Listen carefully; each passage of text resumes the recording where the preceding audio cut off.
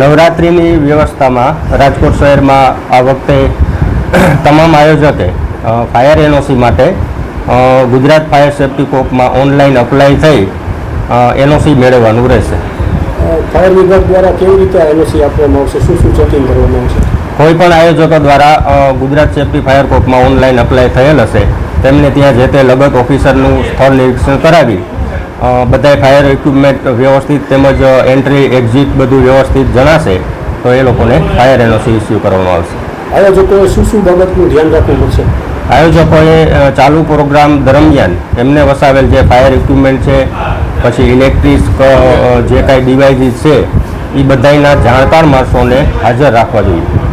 ખાસ કરીને જે પાણીની ડોલ સહિતની શું શું વ્યવસ્થા રાખવાની છે? પાણીમાં 200 લીટરના પાણીના બેરલ છે, એ સિવાય ફાયર એક્સટિંગ્યુશર છે, રેતીની બકેટ છે, આ બધી વસ્તુ ત્યાં રાખવાની થશે.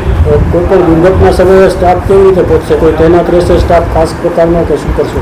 કોઈ પણ જગ્યાએ ચાલુ પ્રોગ્રામ દરમિયાન જે ત્યાં એનઓસીના રૂલ્સ મુજબ જે ઇક્વિપમેન્ટ રાખેલા છે એના જાણકાર માણસોને આયોજકોએ હાજર રાખવાના થશે.